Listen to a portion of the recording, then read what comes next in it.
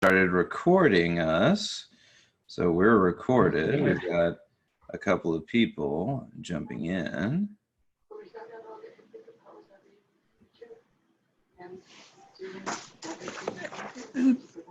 That. Okay. Everybody going ding ding ding. Yeah, let's give it a couple of seconds. Let me see if this will do it. Let's see. All right, so Carrie Ann, I see, and I got an iPad. An iPad. They put their name as iPad for right now. The iPad. Okay. Yeah, sorry about that, Master Joe. I'm just really trying to get this thing sorted away. Yeah. Oh, you fine. Yeah, let's see.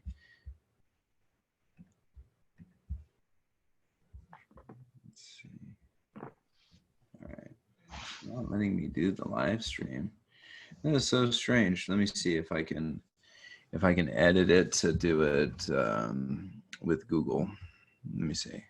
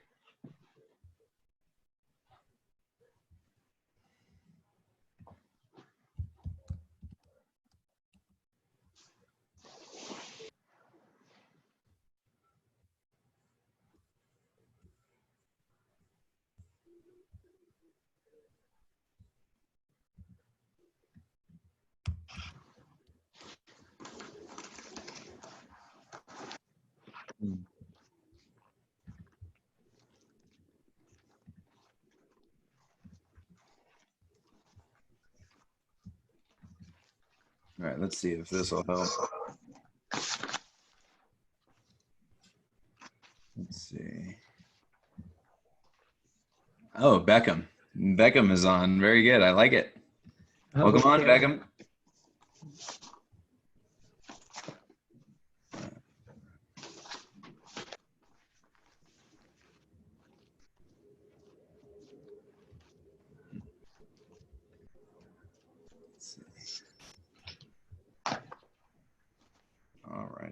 Alrighty. Well, I think it's just okay to do it from here. So let me put this aside. This is going to be at the top right. Okay. So let's see who's on today. Let's see.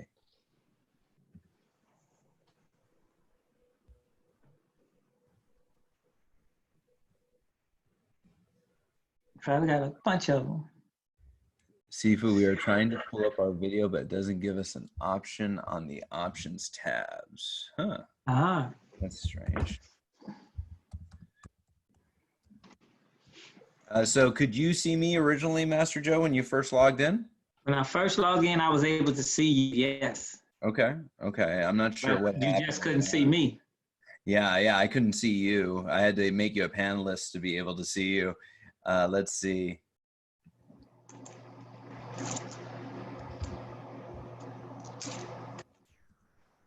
And when you came back, it was there for me to do it then. Yeah.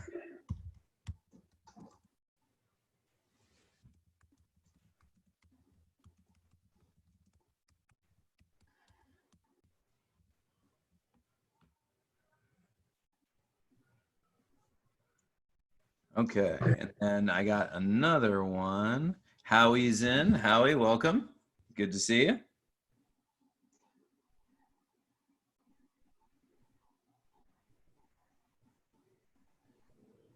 Trying to help.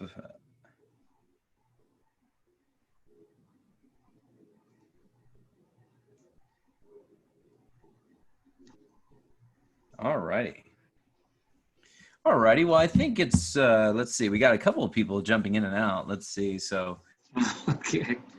We got a couple of people that are coming in and then they're jumping out. Okay, Howie's back, but we lost iPad.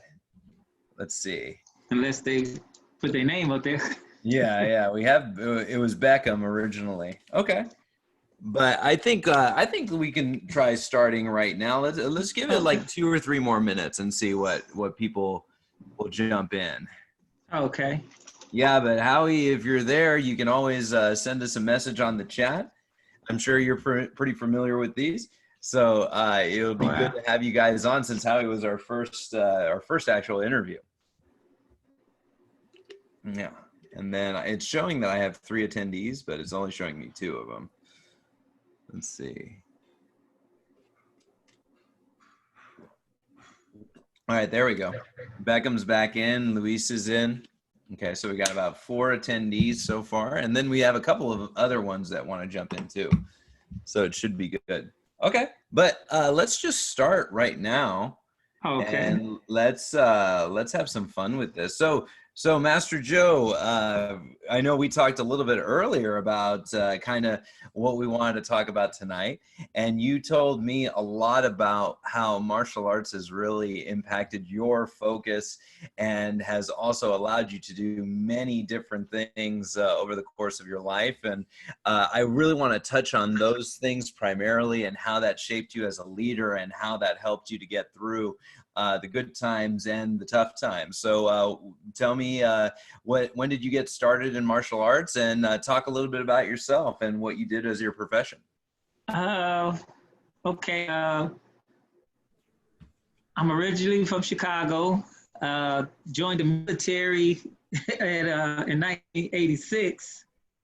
Through that period of joining the military, getting married, and having my son, stationed in Colorado, I thought about martial arts. As every young little guy and girl be running around playing, they see martial art movies and think about it. I never got into it until I moved from Colorado to North Carolina, where I ran into a Taekwondo class. There, me and one of my coworkers that I was with in the military said, we have to get our kids to do something. And lo and behold, around right off post, the Taekwondo school. Yeah. So we enrolled our 2 sons into the class. During that period, I'm watching the Taekwondo. I'm not in it. I'm just being a parent, but I'm focusing on what the instructor is doing and what my son is doing. And I'm like, oh, okay, maybe I'll consider it later on. But what I didn't notice that I was learning all the forms and everything just sitting and watching.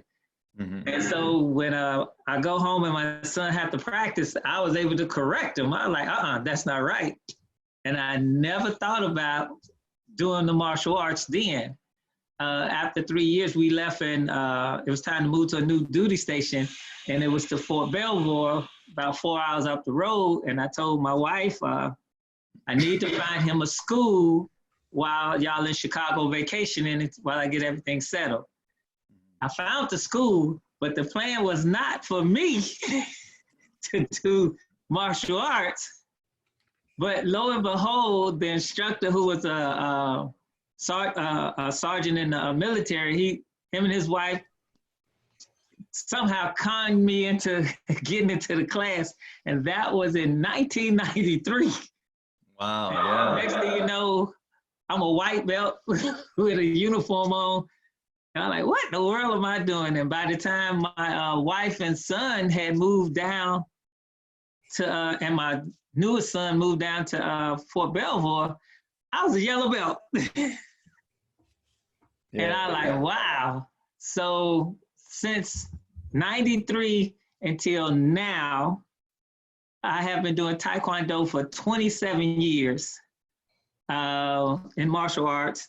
And to add it in the way that I added it, an additional 5 years was Wing Chun Kung Fu, developed and introduced to me by Sifu.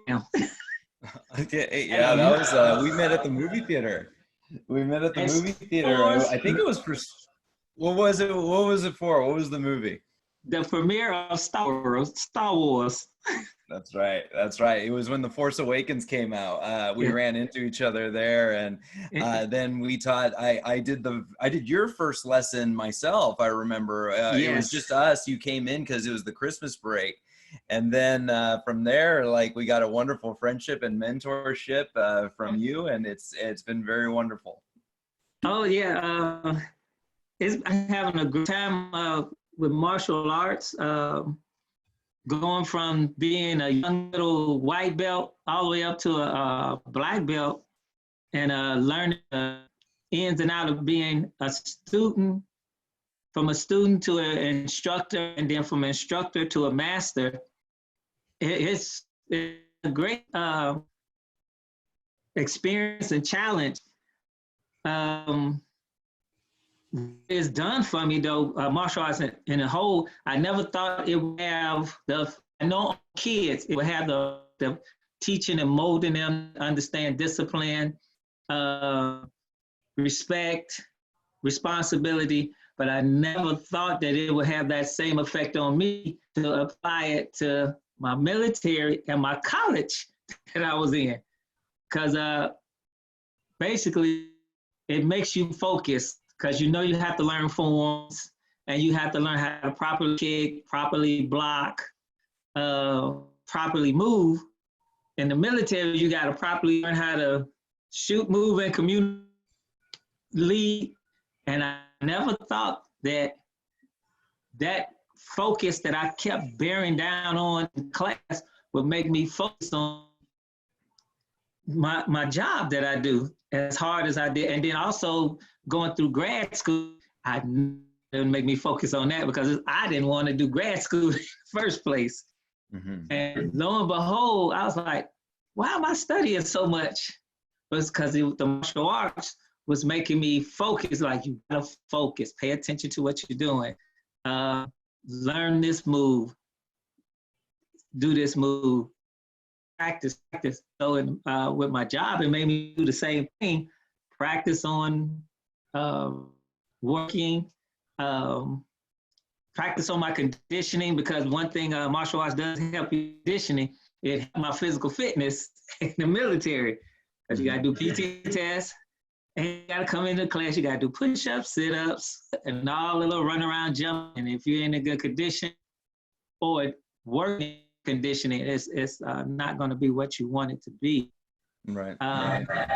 And can you hear me okay, Master Joe? Because it looks like you're glitching in and out a little bit. Let me see. Panelists, how can you all hear him? Because I'm seeing a little bit of lag. Yeah. How are you guys doing? If anybody, you can put it in the Q&A right down here or in the chat. Just let me know, because I want to make sure that it's good so that everybody can hear. Yeah, because I can hear you very well. Okay. Let me check my connection. Let's see. I want to make sure everybody's got it good. Okay, we got a Q&A. Yeah, it's lagging a bit. So Carrie is saying it's lagging a little bit. So okay. And then, I sure have a good connection. Okay. I just saw it drop a bit. Now it's going back up. Okay. Then let's just continue as best. If anybody is seeing the lag like I'm seeing, just write it in the chat, okay? It might be good. It might be because of the movement and everything, but let's see. Okay, another bit of a little bit of lag, but can still follow. Okay, so we're still okay. All right. Okay. And then, but it sounds like you really found a lot of that focus helped out with everything around you, not just martial arts in general. Is that fair to say? That is correct. More focus, not just even with the military, but even with my personal life and responsibilities for my home and my family. Mm-hmm. It made you focus on maintaining a good family atmosphere with my family and with students, instructor of the class, because you got that bond. Like when you meet a friend anyway, you develop a good bond, and if that person is helping you, you're helping that person, it makes you bond together. And so at home, I got my kids who does martial arts, so that means we have something in common to do. but not just for martial arts, it gave us the ability to do other things together as well. It also helped me with a little bit of responsibility that I have to be responsible do and what others do as well, and take ownership of what I do. So if I'm responsible for teaching, say the instructor puts me in charge of working with students here, if the students don't perform well, you done it as well as an instructor when I was there, instructing me to teach a couple of kids. And I took it as, okay, my responsibility to make sure everything that he taught me, I have to teach them. And I got to make sure you're correct. And can't put it off, oh, well, you didn't show me this master rat, or you didn't show me this Sifu rat. It's my responsibility. And so with martial arts, it showed me a way to be responsible for what I do, and don't, well, he didn't show that. No, that's not the correct answer. Mm-hmm. It was my responsibility. I should have learned the things I needed to learn, and then portray them to the other kids, and not look for somebody else to point them to. Because one thing I learned from your class, studio martial arts, from my master instructor for Taekwondo, and from the military. And one colonel basically summed up what you said and what my other master said. He asked another captain, a captain made a comment, well, the previous captain did this and this and this. And the colonel came back and he asked the question, who is in charge right now? He said, I am, sir. Okay, then I don't want to hear anything about what it is yours. It is your responsibility now. You cannot put that on somebody back there because they're not here to answer that. So that's basically what when you put me in charge, you say, hey, I didn't put Mr. Whalen or Mr. Harrison in charge. I put you in charge. Or my instructor, Master Wilkins, he's like, I put you in charge, Master Irvin. I didn't put Dan or Rick in charge. I like, got it. And so the responsibility part for martial art has been one of the biggest things, taking ownership and being responsible for the things I do, not others do, because you can't hold the others at fault. You can only hold yourself. Right. And it also helped me in response with the leadership. Mm-hmm. You got to lead. You can't lead from the back. No. You can't lead from the back. You got to lead from the front. Mm-hmm. Which Taekwondo and Wing Chun and basically all martial arts are in the realm, along with the military, are in the realm of teaching and producing leaders. Mm-hmm. And that is what you're doing. You're producing a leader. And when you produce a leader, first, you have to become a follower. So you are our leader in the class. So we have to be followers, but we have to be good followers. But in order for you to become a good leader, you have to show us what we need to know. Right. And if you don't show a person what they need to do and how to get to that next level, then you can't really call yourself a leader. If you show us half, all of a sudden you get upset because we didn't produce what you want. It's like, well, did you show us all what we're supposed to? Did you lead us? Because one thing I did learn from martial arts is that to become a leader, you have to be a follower. And after being a follower, you have to be a good listener to be a good leader. Because if you're not a good listener and you're a reactor, then how can you lead? Right. You can't be a reactor. So case in point, let's say Chimkyu. You told a student you're gonna learn Chimkyu. And they get out there and they start practicing. But you have no interaction with that student at all to show if they're doing the correct thing or the right thing, or the wrong thing. So are you being a leader? No, So No. you can't go back and react when you don't know the full story. Mm-hmm. The full story would be, well, I didn't show you everything you needed to know about how to perform the form properly. So what I'm going to do, I'm going to go back and we're going to start from the beginning and show you everything you need to know to get you where I would like you to be. Right. So And you're talking about some real you have to be responsible for that, what that student knows, but you also have to be able to take their hand and walk them through it and not just let them, okay, go do this and then leave them to their own devices, basically. yes, because if you do that, then you're going to get the response you don't want. Right. And that's not what we want. We don't want to be reactionary that way. We want to be responsible and listening and focused on that. And it seems like the example that you gave, that you've had a lot of time to really go through that. I remember I got a chance to see you do that when we did the first degree black belt testing for your two students. Yes. Yeah, what happened that day? Because I remember it. I think some of the people would like to know how it all went and and the process was, because it was a really fun experience. That was a real fun experience. That was like, wow, unbelievable. This got to happen this way.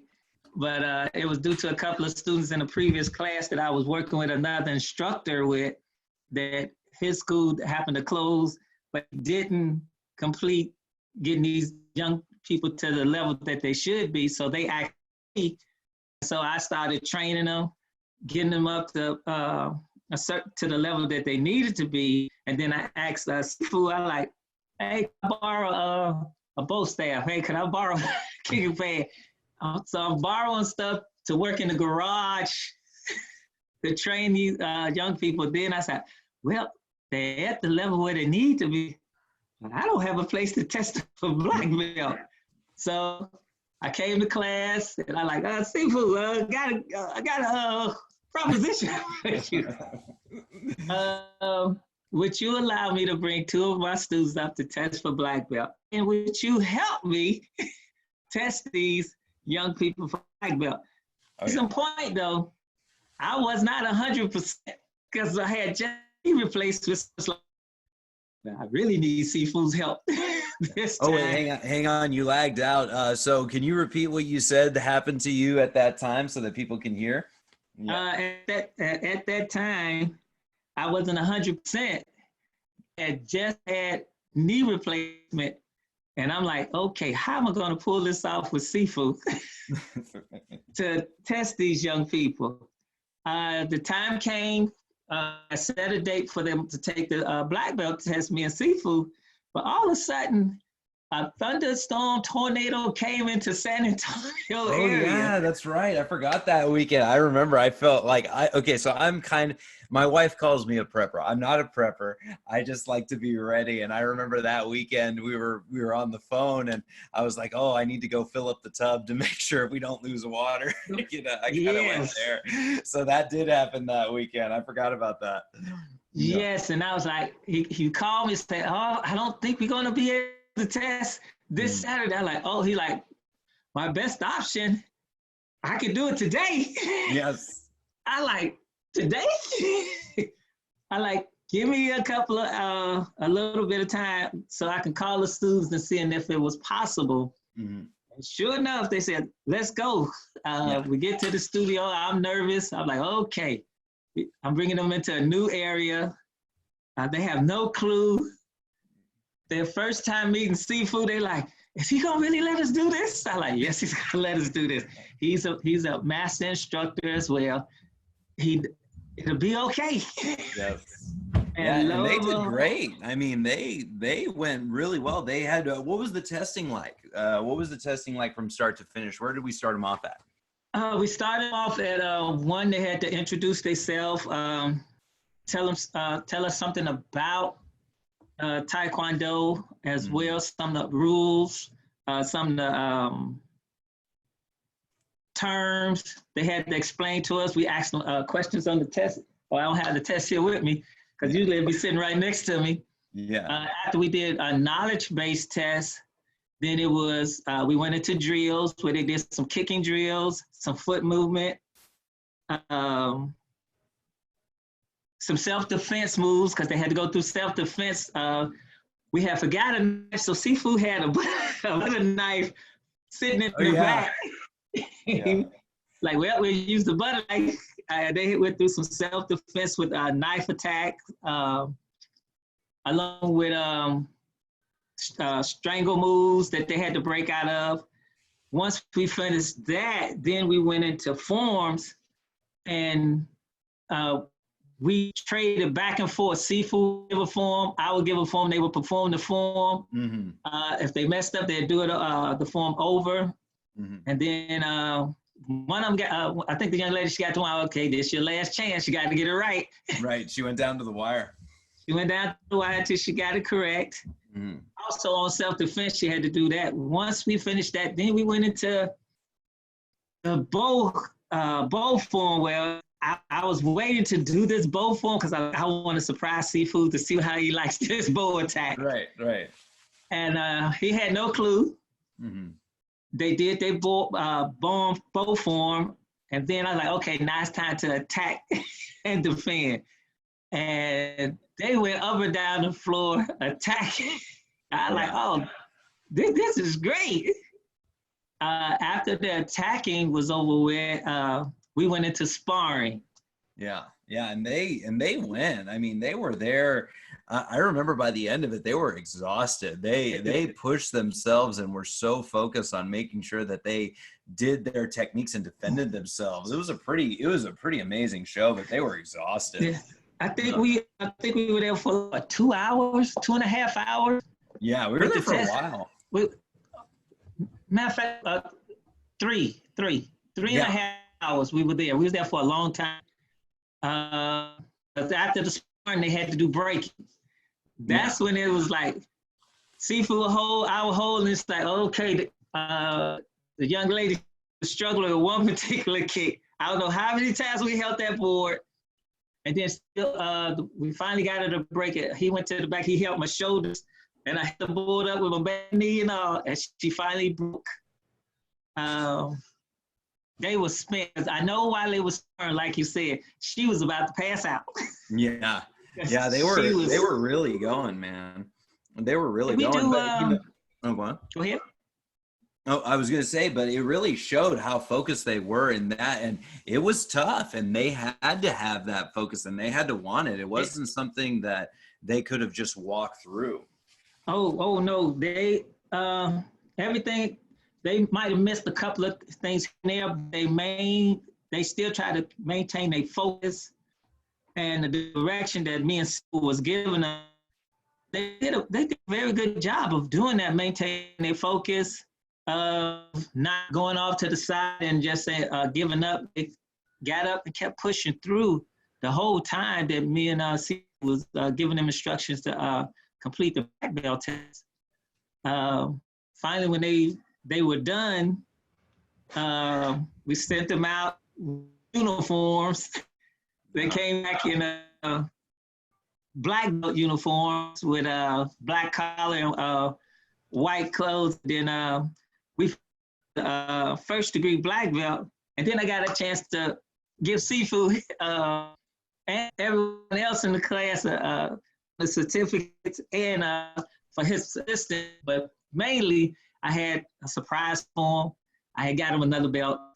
Oh yeah, you did. Yeah, and I always tell people, you gave me my 2nd degree black belt, and I still have the certificate. It's actually in my gym that I'm always broadcasting the classes for. It's just on the other wall, you know. But it was a really fun time, and it really showed me, because I got a chance to watch you work with your people, and I've seen you work with the students in the classroom. And one of the things I've always been very impressed was the overwhelming amount of patience you have for the students. Every single time you get there, you want them to do a technique, You're very, very patient with them. You really walk them through it step by step, just like what you were talking about earlier. And that experience really just expanded upon that. And so it was really good to kind of see that. But why is that important as an instructor and as a leader? Why is that so important when it comes down to working with others?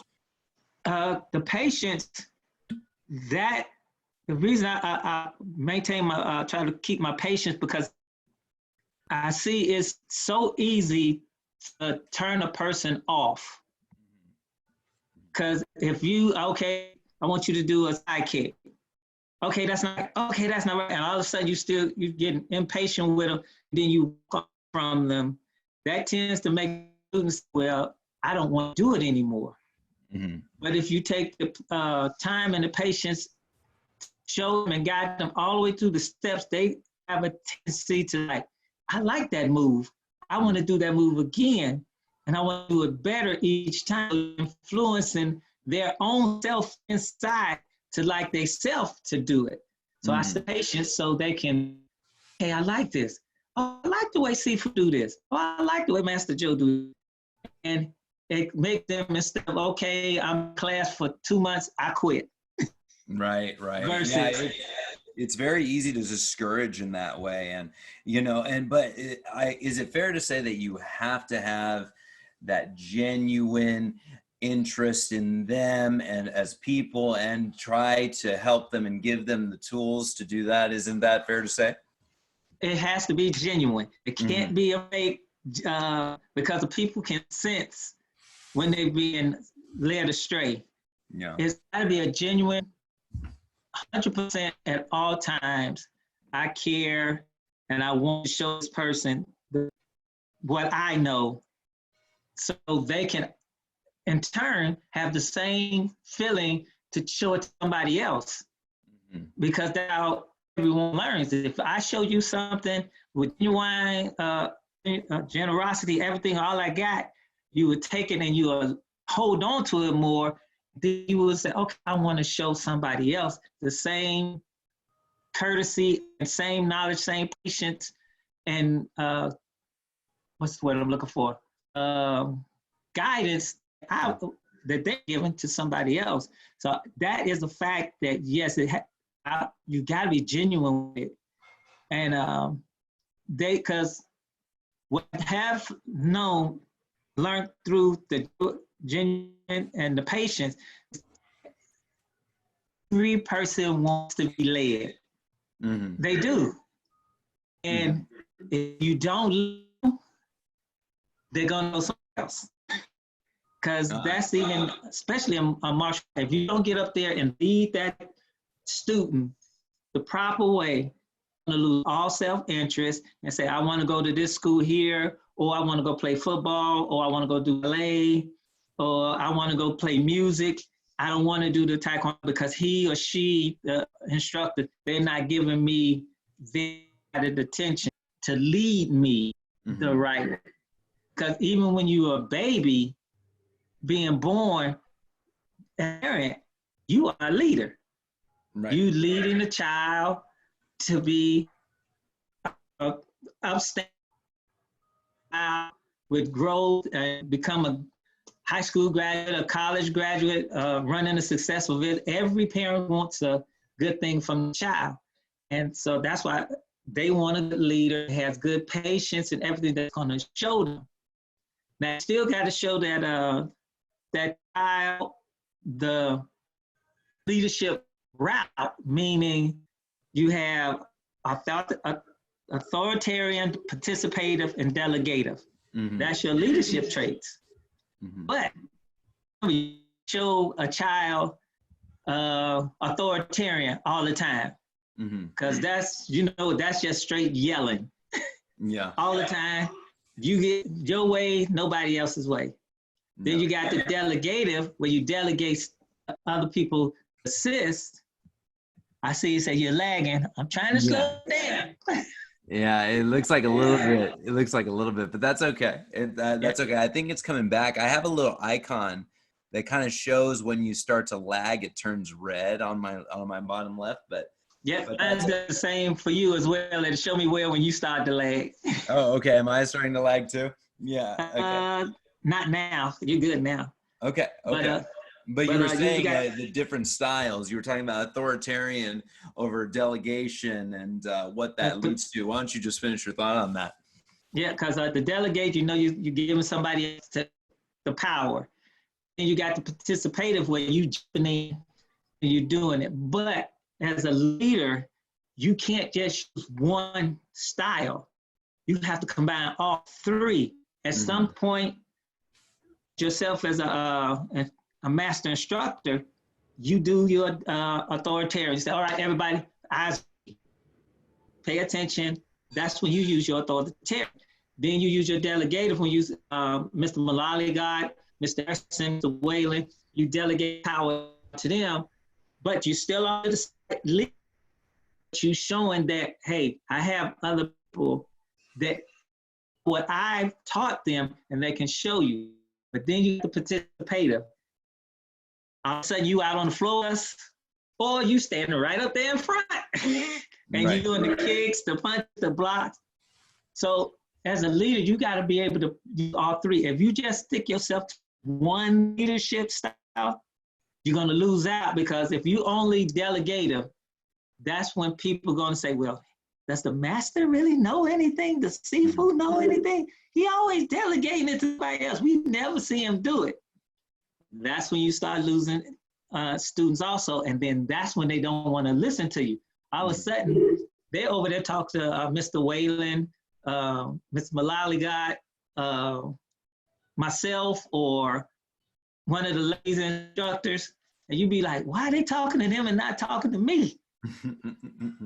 And then if you're too participative, that means they never get the chance to see you out there showing the whole thing, because you always in the mix. We never see you in the front. That's why if you take all three, combine them together, a person can understand better that he knows that you can be stern like you need to be. You can be, you accept help at every time. That means you're approachable. It makes you approachable because you're delegative and participative, and you allow yourself to get out there and you're not too good to get the same thing with us.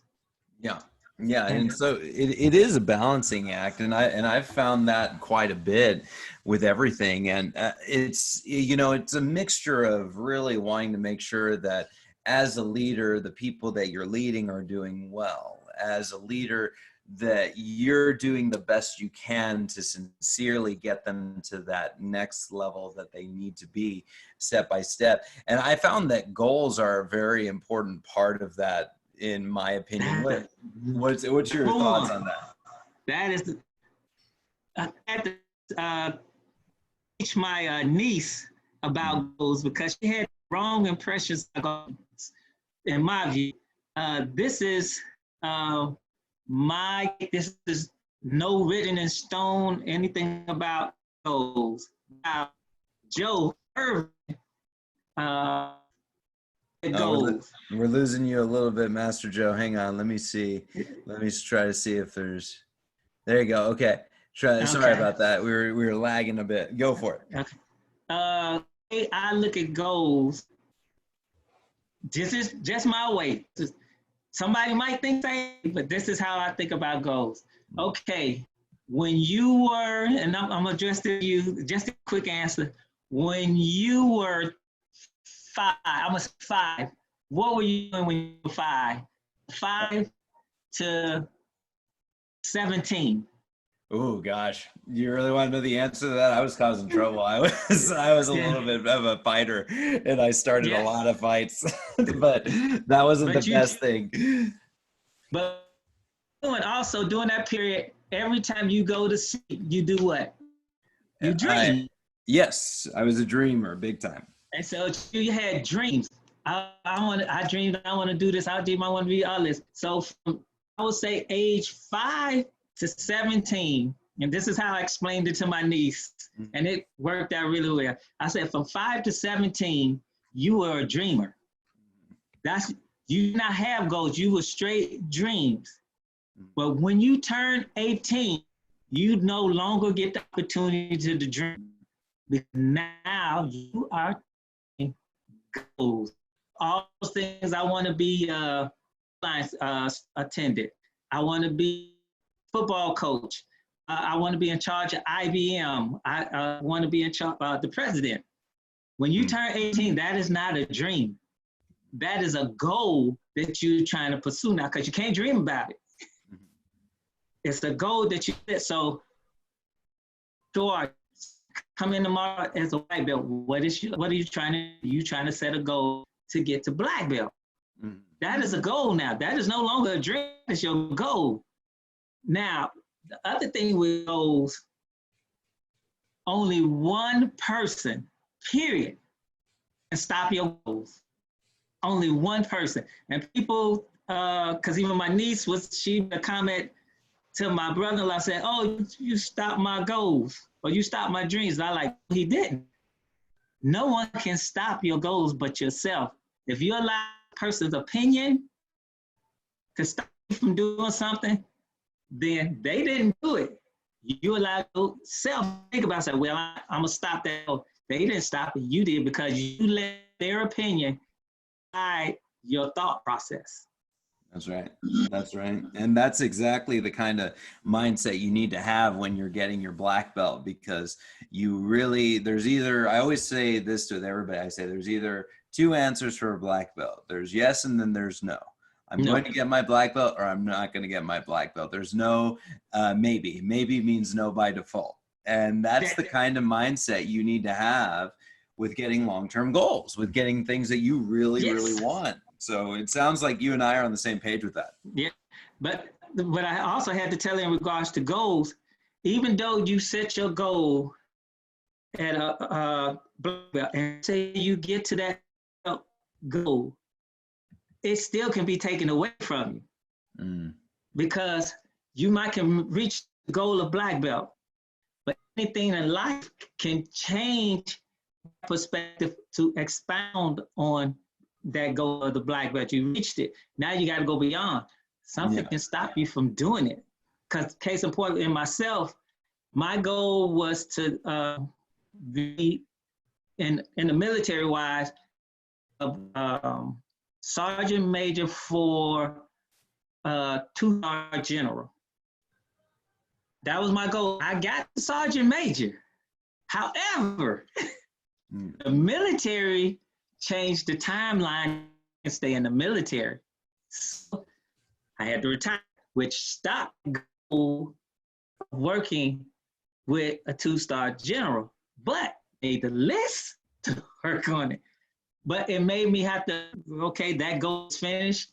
Let me expound on something else to extend. And it's like with black belt, when you make because the way you say the terminology for what a black belt is a little bit different from what I say what a black belt is as far as terminology. Because the way I've learned, when you make black belt, is basically black belt is the color of mastery. No color added to it will improve it or change the ability of a black belt. So this is the cycle that now begins again. So what did you start off with as a martial artist? White belt. Your goal was the black belt. You achieved black belt, but the goal, you have to expound it. You can't improve the black belt. It's always going to stay black belt. Only thing you can do is change the level of the black belt. You can make it 1st degree, 2nd degree, 3rd degree, and because I don't know the final degree that you can get in Wing Chun, but far as in Taekwondo, the highest anyone can get is 9th degree black belt. Right. And even if you make 9th degree, you still haven't stopped. You gotta push on that goal. So that's the one thing with the goal setting with the black belt, where I see a lot of people, both sides, they get to black belt. Oh, I'm a black belt. I'm good to go. Time to quit. What happened? Right. And then I see, okay, I need black belt.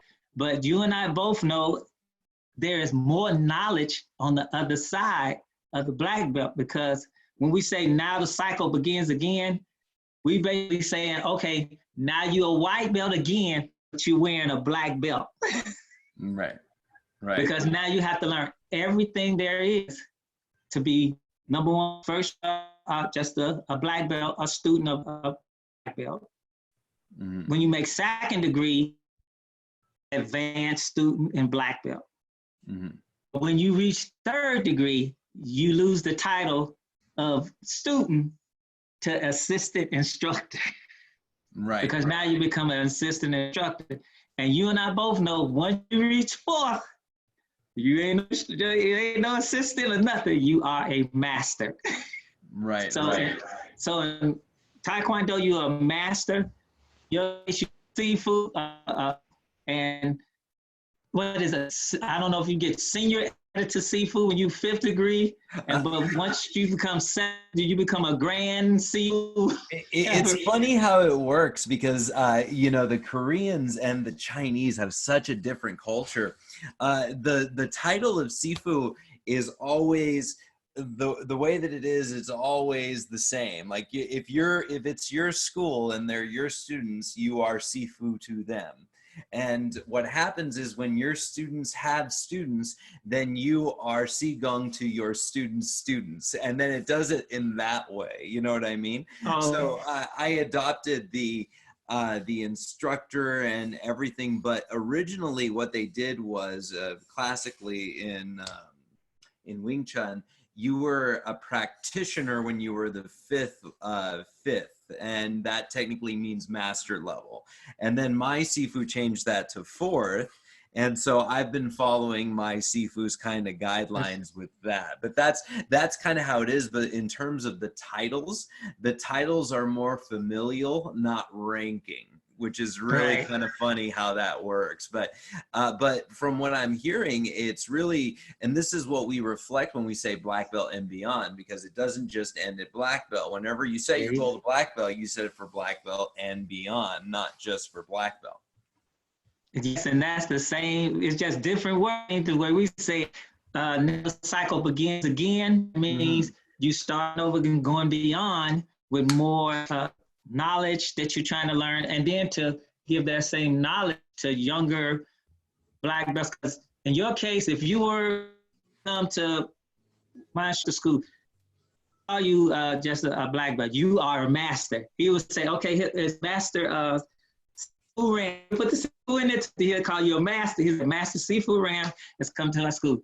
Now, if you were to put on, let's say 7th degree, come to his school, you wouldn't be a master. You would be a master. Right. Carry the title of man.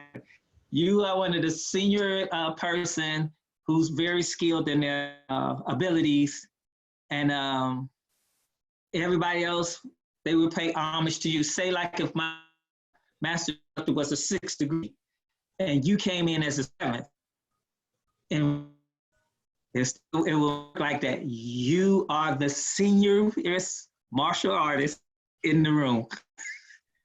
Yeah. Respect to you.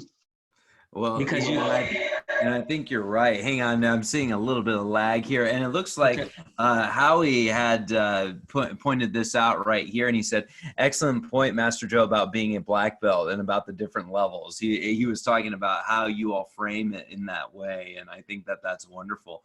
And Master Joe, I think it'd be pretty cool to jump in on some Q&A here. We have some people that know you and some people that are just meeting you here for the very first time. But before we jump into the Q&A, what would be a good thing to say to some of our people in terms of leadership and in terms of levels and setting those goals and responsibility? What would be a last thing to close on with that?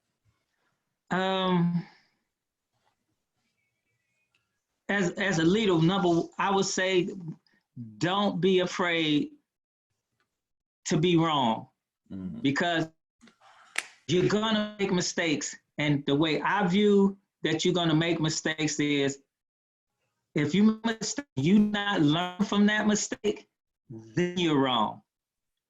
because mistakes and being correct both have knowledge.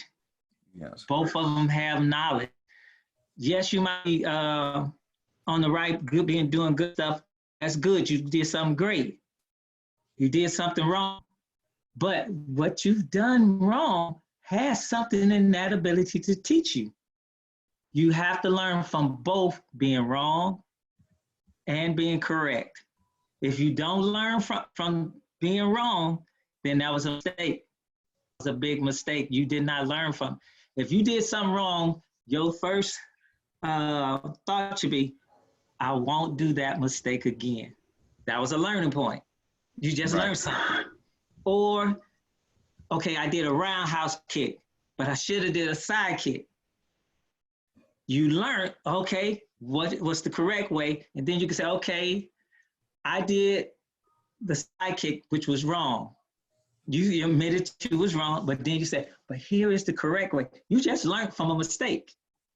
Right. So you need to make sure as a leader, you learn from your mistakes. You take responsibility for those mistakes as a martial artist, and you implement your fullest to your students. Don't give half. If you give half, you will lose. You always lose if you give half, because as the great track runners say, and you probably heard this phrase before, there's nothing, if you are second in a race, you the first person that lost. Okay, and I think that that's also goes to going towards your black belt, is if you give it half, you're not going to get there. You're not going to get to where you need to be. You need to give it your all. But Yes. That's great, Master Joe. That's great. I really loved, it was always fun. It's always fun talking to you, and it's good to going down memory lane as well and seeing the kind of things that have happened at the school over the years. But I'm very glad to have you on. And I think I have one more thing for you. What's that? Go for it. I got one more thing for you. It just popped in my head, so I won't forget. So as the instructor for yourself, to remember that even though a student comes to class every day, does not make him or her the best student. And the reason being, they can come to school every day, but are they given 100% every day? If you have a student that misses class once or twice a week, but when they come to class and give you 110% plus, and this is a question for you to think of, is that student being a better student than the student that comes to class every day? Doesn't give 100%. That's something that I pose to you to think about, and I will. it will definitely make you like, wait a minute, I got somebody that comes every day, but are they giving me 100%? Are they sitting on the sideline sometime? Right. Where the student that come every day gives everything they have, even though they missed, which is the better student. That's not to say neither one of them not a good student. They're both good students. But do you always award that student that every day top when you know for a fact that never gives 100% and him or her gets out there to demonstrate something for you, they give you 75%?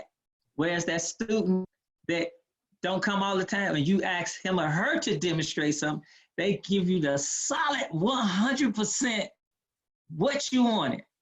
Which one is your best student? Nah, that's a good point. I would always say the one that's giving the most effort is going to get the most out of it. You know, what was it? Muhammad Ali used to say, they would ask him, how many sit-ups do you do? And he goes, I don't, or they asked him about his sit-up count. He goes, I don't count sit-ups normally. I only count them when they start hurting, because that's when it really counts. So that's the thing, you know.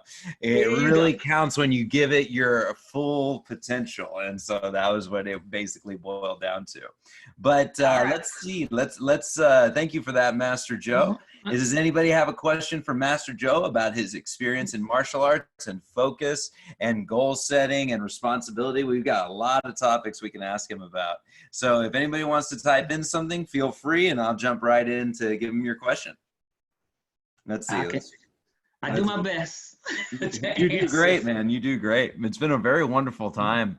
I really enjoy the time we've had, and it's really developed into a very fun friendship. And you got a chance to meet my wife, and we got a chance to go to Washington D.C. and we had a ball. Then we went to the archives. We did everything. Oh my God! Yeah, we saw the Constitution, the Declaration of Independence.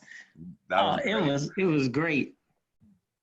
My wife, she loved it, and she just waiting for the time to say, okay, we finna fly to San Antonio to see Ramp. Well, anytime you all want to come down, it'll be a really fun time. Right now, I don't think it'd probably be the best because of the way the airports are, but we'll get there. We will get there. But anyway, so it looks like we don't have anybody asking any questions just yet. So let me think of something good. So Master Joe, what would you say as far as going towards and becoming a black belt yourself? Did it get you through some tough times, good times? Did it get you through to that point? Did you ever feel like it helped you with that to be able to take harder periods? Yes, it did. It definitely got me through some tough times. I wasn't sure of myself. And then when I go into class to train, it would reassure me that, hey, everything is going to be okay. You're not going to get everything right the first time. Just practicing, and you'll get better. And yes, I learned that from a little bit from my parents and all that stuff. But when you see others, sometimes that motivates you even more, especially when you see the ability of other students and instructors that you're like, wow, I can get there. So it definitely helped me get to, especially when the day I took my black belt test, the most scariest period ever, but my instructor, he's like, don't worry, I'm right here. And you get through it. And then plus, it made you even more nervous when you have, I forgot how old he was, my son Nathan, standing over there as a black belt already. Yeah. Because he made black belt way before I did. And then to have my other two kids that were martial artists, like, okay, let's see if daddy can make it. So it was a struggle, but not a struggle to make me just give up and quit. The martial artists and the way it touched my the inner part of me, it pushed me to complete the cycle and continue to keep going on. It's a great thing to make black belt, but I'm not going to go out and brag. Oh, I'm a black belt. I'm a black belt. Yeah. I can go get a belt right now, and I can be a black belt. But to get the knowledge that you've given me, and the knowledge that my master instructor and for Taekwondo and other masters, and Glenn, you're seeing that stuff, it's like, wow, it's amazing. It is truly amazing to get that knowledge. Well, I'm glad you brought up Glenn, because I'm going to get him on one of these too. That'll be a lot of fun as well, as having him as well. But you all really helped out a whole lot, especially with our black belt tests. I know we're always on the phone whenever there's a black belt test coming up. We're always talking ahead of time. And not only that, but it's, it's been a good thing. And I'm very glad that we had you so that you can talk to a couple of our students on the importance of that leadership and the goals and keeping track of them and what to do when things change and the responsibility. Yeah. I think we hit a lot on those things. Well, I'm going to open up to anybody else who's got a question. If anybody else has a question right now, speak now or forever hold your peace. Let's see. Yeah, I think I hit, let's see, leadership responsibility. martial arts. Yeah, I think you kind of hit all of them. I mean, we had a very good conversation about it. Yeah. All right. Only other thing I would say for the white belts coming up is a good saying for you. Yeah. You are the seed hidden beneath the winter's snow, ready to grow. Yeah, that's to true. black belt. That's right. That's all you are. Well, you know what? I think that's a great point to end it off of, Master Joe. But I'm really glad to have you on. I'm sure everybody else was really glad to see you. We had some people that know you. We have some people that are just getting to know you over our live chats. But thank you very much for doing this, Master Joe. And you're quite welcome. And we'll make sure that we try to do it another time during the course of this time at home. I do have one thing for you. Go for it. My instructor, Master Wilkins, Grandmaster Wilkins, he's doing the Zoom like you're doing. Mm-hmm. And tomorrow we are starting the Taekwondo. All right. But he wanted me to ask you if you didn't mind, because his class, because when I get on with Mr. Whalen them at 4:30, 5:30 your time, it'll be 5:30 to 6:30 here. Okay. And during that period, he wants to see if he can just watch in on the class tomorrow, because at 6:30 we start. He just wanted to have him in. It'll be good to finally meet Master Wilkins. I've never gotten a chance to meet him, but I've heard him, you speak about him all the time, so that's perfect. And I told him today after I had finished, we had the introductory meeting with all the instructors, and he said, "Would you ask your Sifu if it's possible for me to just look in? I just want to look in and see, so he can get his his feel for how he wants to guide the classes as well when he starts with his tomorrow, because he's going to do a trial run with his tomorrow with a couple of the students to see how it runs at 6:30 our time. He was like, I'm gonna do our class from 4:30 to 5:30, go to his class, then come back and do your class for level 2, I think also tomorrow. Nice. I like it. Again. Well, we gotta, one of the things is we gotta help out if we can. And right now is a good time for that community spirit more than ever. And, it's important to be able to, I would feel great if Master Wilkins jumped in. So it should be very, very fun. But perfect. Right. I will let him know, and I'll be for tomorrow class. Sounds like a I'm plan. gonna get some sleep so I can be ready, because 4 class it was a whoo. Oh yeah. We have to get used to it. And my little room in there is a big hot box, so I bought a little fan so that it could blow in my face most of the time. But you in San Antonio, I know you hot. Oh yeah, and it just jumped up in weather, so it's been something. But anyway, Master Joe, I guess we're wrapping it up. But thank you very much, and it looks like we're going to see you tomorrow. Yes, and I thank you and appreciate all the help and the guidance that you gave me and allowed me to be back with. Well, I never left you. I kept calling you on the phone, even though we wasn't doing this. I would call you and send you a text. We always were talking, yeah. And so I kept practicing. Good. He said, keep practicing. I'm gonna keep practicing. Yeah. Well, perfect. Well, thank you again. And bye, guys. We'll see you in class. And it's always a pleasure, Master Joe. Always a pleasure. God bless everyone, each one of you, and y'all have a wonderful rest of a Wednesday hump day for you today. See you tomorrow. Have a good one. All bye, right, guys.